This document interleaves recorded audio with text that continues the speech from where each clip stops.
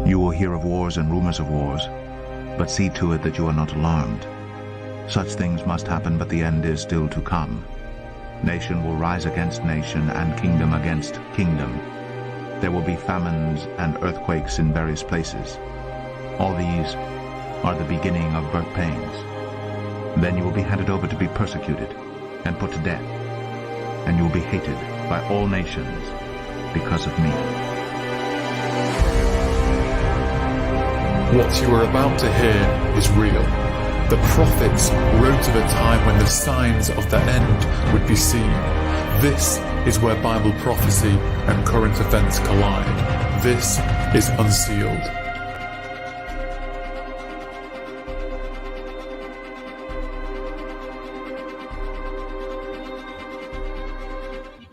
All right, friends, welcome to the Wings of the Eagle podcast. Unsealed. This is Pastor Christopher Manti. And I wanted to share something with you today that it's a little different. Actually, it's a lot different than what we normally do here, but I hope it blesses you. And just to remind you, if it does bless you, please return the favor. We are brought to you 100% by your giving. So please go to wingsoftheeagle.com/donate. Whatever you can, does not matter. But that the blessing would continue is what we are after. So please do that. And share this video right now, wherever you're watching it. Would be greatly appreciated. Like, subscribe, all that stuff. Okay. Unless you've been under a rock the last week and a half,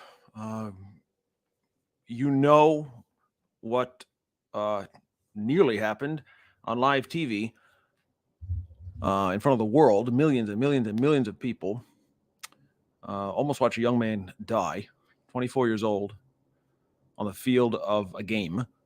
And if it wasn't for the immediate intervention of the medical staff, he would have died. His heart stopped. He, technically speaking, he did die.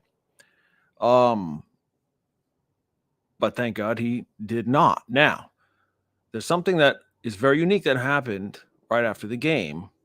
You may or may not have noticed, but similar to like a 9/11 situation, the tenor of the country, I'm in America, obviously, you may or may not be, but the tenor, the spiritual atmosphere was very changed.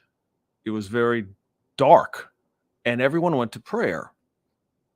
Not everyone, but many, many. And so much so that the word pray for Damar, or prayer for his family, etc., was literally everywhere on very non-Christian ESPN, Disney, every billboard, digital billboard, in NFL stadiums, spoken by analysts, spoken by employees. There was live prayer on TV on some of these shows during the week. Live prayer, spontaneous prayer. And not Islamic prayer. It was something to behold. Now, I didn't think it would last, and it really hasn't. It's already started to dissipate.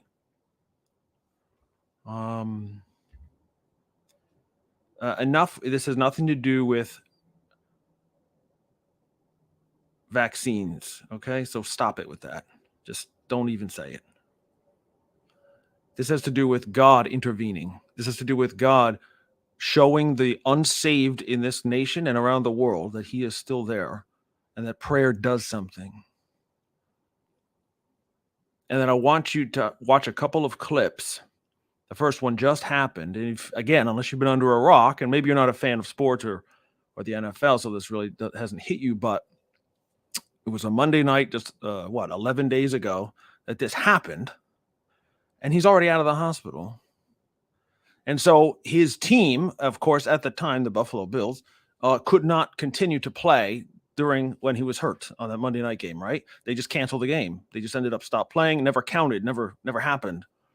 So his teammates, of course, were torn up, and many of them were just trying to get some semblance of, do I want to do this with my life anymore? Like, what's it going to be like? And will I be able to play again? But then all of a sudden, a couple days before, you got this great news that he woke up, that he was speaking, that he was actually going to watch the game, and things started to change. And everything kind of got very different. And boy, I wonder what's going to happen now, and how are his teammates going to respond when they actually have to play again, which was 6 days later on Sunday afternoon. So I want to share this with you. This is the first thing that happened, if you didn't know, and I want you to appreciate and notice, if you can, the catharsis, the cathartic. Because these fans of the Bills are like famously kind of like my region with the Philadelphia Eagles. We're like really obsessed in a bad way, idolatry probably. But it's so their heart is tied to what happens. And when this happened, it just went to the extreme level, and so many just crying everywhere and all the time. Again, public prayer, public gatherings, seeing Jesus, speaking the name everywhere. It was just really different and cool. But now this happened, and now they have to play football again. So I want you to see and hear the catharsis, the like almost like an exorcism of that's not the right word, but just the explosion of joy that there is some joy left. And that's what God is saying. Of course, it's found only in Jesus, but I just want you to see what he can do to an entire city, an entire nation, when people go to prayer. So let's do this, and hopefully we don't get thrown off the air by the NFL. All right, let's try. New England decided to defer after winning the toss. And here's Hines on the run back, breaking a tackle and taking it past midfield. And down the sideline he goes. This is storybook. An opening kickoff return for Damar Hamlin. And this place is absolutely going wild. Oh, you just said this is storybook. This is almost fate. I just can't believe what just happened. Josh Allen, the same thing. 6 days removed from this incredible Can't believe it. scene that we saw with the Bills player down in Cincinnati, and now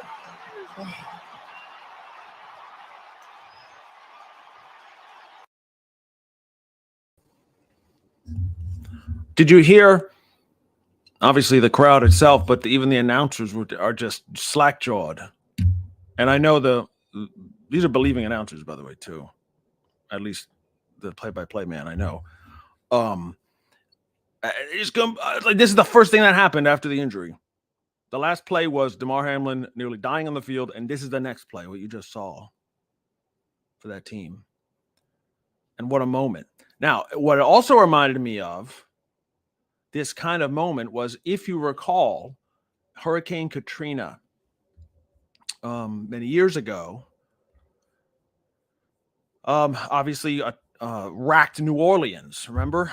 It flooded the whole city, destroyed a lot. The Superdome, which was the home stadium of the New Orleans Saints football team, was also destroyed by the flood, by the rain, and there was looting. There was murder inside the building. All kinds of really evil stuff and just terrible things happening throughout the city, but especially even to that iconic stadium. If you ever see a shot of New Orleans, you'll see this giant dome right in the middle. That's it. So we had a very, very dark period for that town, for that city, for that region, for the country in general. We just, Hurricane Katrina just wrecked that whole Gulf Coast. And, many people responded, Christian organizations, the Franklin Graham's organization, a whole bunch of them. And again, so the church kind of stepped up, and there was so much prayer around it and after it. And it took, for the whole next year after that, this is not in football. I guess they had to cancel the whole season because the stadium was wrecked. They had to actually fix the whole thing from scratch. So they took a whole year and played in another stadium, outdoors, at a college stadium. And then, so it took over a year later, they reopened the building. And this, what I'm about to show you, was the first game back. And again, this city is down in the dumps, man. They didn't even have an NBA team, and the only thing they could really rally around together was the Saints. And so this was huge for the city. And of course, this is one of the biggest, loudest, 75,000, 80,000, whatever they fill in there. And this was the first game back after the hurricane. And again, the prayers were everywhere. And if you listen, there's made documentaries about what you're about to see. There were tears and just like acting like babies, just crying everywhere once this happened. So the setup is the opening game of the season. It's Monday Night Football, which is like the biggest, audience. They put it on prime time so everyone in the nation and the world can watch. They were playing the Atlanta Falcons, who at that time had the best player in the league, basically Michael Vick at quarterback. If you may or may not know his story. Anyway, he was just, like an MVP, best player in the league kind of guy. And so the first possession, the Falcons had the ball. Vick was not only stopped, they made him fumble, went out of bounds, they didn't get it, but so they had to punt, okay? So if you don't know football, I'm sorry about all that. But here is what happened when they went to punt. The former St. Morton Anderson is here for most field goals. Look out, right through, a pick block by Steve Gleason. It is scooped and scored by Curtis DeLoach. Touchdown, New Orleans.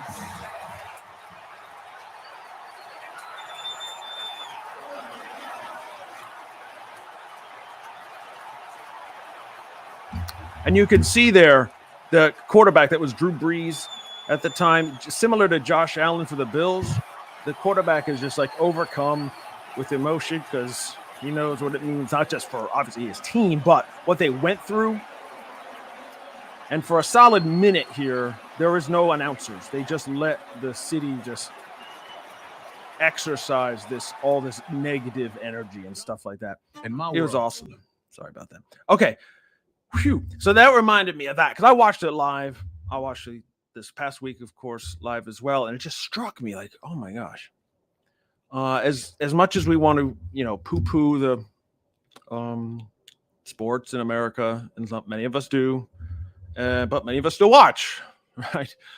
Because it gives us this more than entertainment, hopefully. And guys, I just want to pass along that there's a stereotype, I think, that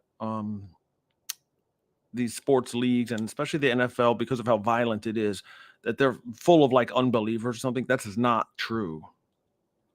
There is a huge percentage of the NFL players that are confessing born again believers. And if you go to a game, you don't really see it much on TV because they cut out, but every game there's giant prayer circles before and after the game. Some even get into additional prayer with their position groups, right? Like the defensive backs will get together with the running backs or whatever with their coaches. With the coaches, okay. And it came out during this week after the Damar Hamlin injury that ex-NFL players were talking, and they're like, Matt Hasselbeck was one of them. He's a Christian, he's a believer, and he said, I just want to let you all know in the public, when we get into those prayer circles on the field and we're kneeling and we're praying, he says, we never, I don't know if you think this, he was saying, but we never ask to win a game. We never ask for God to intervene in our sport for, the game purpose. He says all it ever is to have, they ask the Lord that no one is seriously injured and that they would glorify him somehow. So I'm not saying like this is, you want to hold up an NFL or player or any other sports player as some kind of role model or thing to aspire to in life, that God favors them or something because they're on TV. I'm not saying any of that. I'm just saying he will use what he will use. And the audience is massive, guys. The people that watch these things, and especially now we're coming up into the NFL playoffs this weekend. So we're going to get to a Super Bowl here in about a month, exactly 1 month from yesterday, actually. And that singular event, the Super Bowl, is the most watched program in the world every year. It has so many souls watching and attached to it emotionally, socially, right? You get together, you have Super Bowl parties. Even if you don't like the sport, you still go to hang out with your friends, to, have a good time. Some people just hang out for the commercials, right?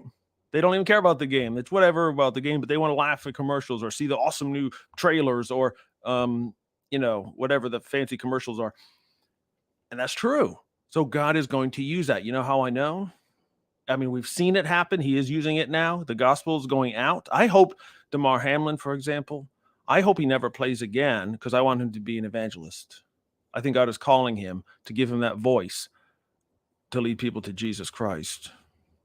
and that's it, right? We don't need any more motivational speakers. We need evangelists who are known worldwide, like a Billy Graham. Think of what you will about him. I don't know why you would think anything bad, but whatever. The point is, someone who's internationally known for other things and now is going to speak about Jesus all the time. Boy, that's some good stuff. Okay, here's the last part of what I want to talk about today, then we'll leave it.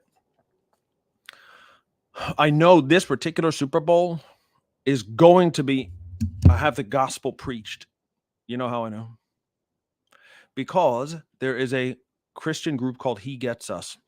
They have invested hundreds of millions of dollars to reach through to the huge number of Americans, yes, but really everywhere.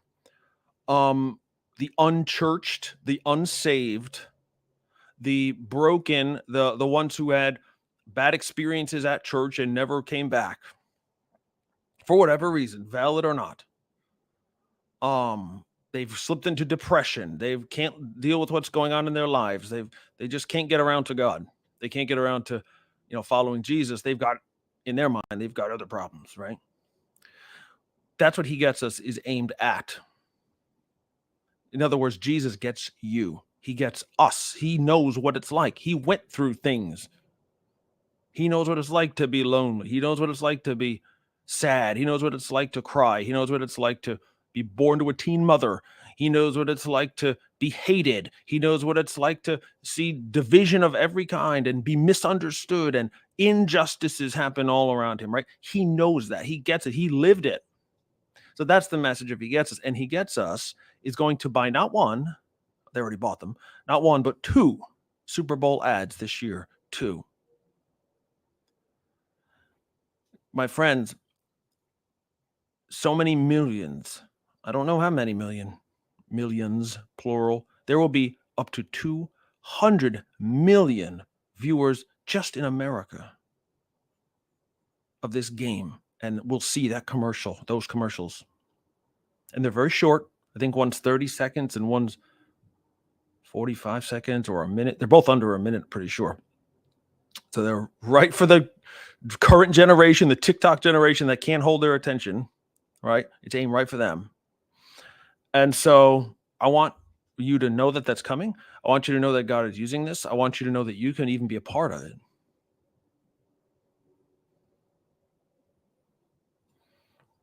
Because what He Gets Us is doing is not just putting on a commercial and saying, oh, well, check out this Jesus guy. You go to hegetsus.com and you go there and see now. They are leading you to resources. Here's some Bible you can read. Here's some this. By the way, you want to talk to somebody right now on your phone. You want to get a text conversation with someone who just is here to talk to you about whatever is going on. Maybe it's questions about Jesus. Maybe it's about the Bible or God or church, or maybe it's just you're depressed. Or boy, something really bad just happened. Or why do bad things happen to good people? All of that. They hit a button, they fill out a little form, and they get texted by someone who wants to help. End Time Church, the church that we launched, is one of the few churches nationwide who will have agreed, and we will be accepting, and are now, by the way, the site is live. You can talk to someone now via text. We're one of those churches, and we're one of the few that is accepting nationwide people. In other words, it's designed really for low. If you come in, you submit the form from Atlanta, Georgia, you're going to go to an Atlanta, Georgia church area type person. This is where we want everyone.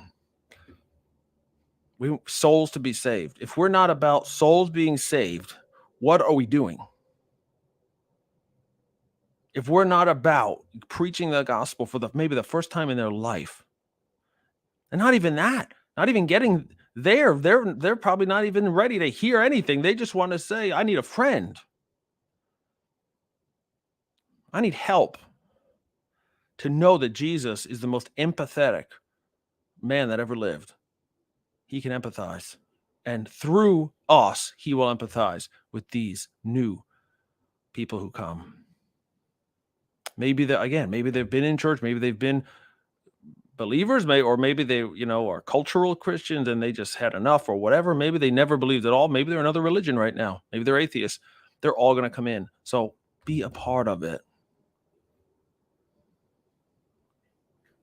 Don't just sit on the sideline anymore. Yes, that's a sports euphemism. Don't just sit on the sideline anymore. 2023 is a year you get in the game. Your coach is calling you into the game. There is no disciple of Jesus that is allowed to sit on the sideline. Is that clear? Jesus made that clear. You are not permitted to not do it. You are not permitted. If you follow him, you obey him. You go to the nations. You preach the gospel. You tell someone about him. You be there. You feed the hungry, clothe the naked, take in the, help injustice. You visit those in prison, on and on and on. And we're going to stand with those who, with Israel, the Jewish people, even if they hate us. Don't you understand? This is where it's all going. Right? I hope we understand. So that's it. This has been the Wings of the Eagle podcast, Unsealed. If we have blessed you in this at all, I hope we have. Please return the favor. Go to wingsoftheeagle.com/donate. Give $10, $20, whatever it is, whatever method you want. It's fine. It's not the issue. It's our heart. That's the issue. Okay. So until next time, God willing, we'll see you Monday night. By the way, we have live church every Monday night, endtime.church. Get the app, endtime.app. We have a book called Flee to the Mountains. If you're into this end time stuff, to get the real deal, study your Bible, of course, before you buy any book. But that's here to help you. We have online courses. We have many, many resources for free. Just ask that you help us in our mission. All right, friends, that's enough. Until next time, this is Christopher Manti, your humble servant. Hope to be humble anyway. We love you. Get involved. Get ready, because it's coming. To hear previous episodes, to obtain resources, and to support this ministry, visit unsealedpodcast.com. Because of the increase of wickedness, the love of most will grow cold. But he who stands firm to the end will be saved.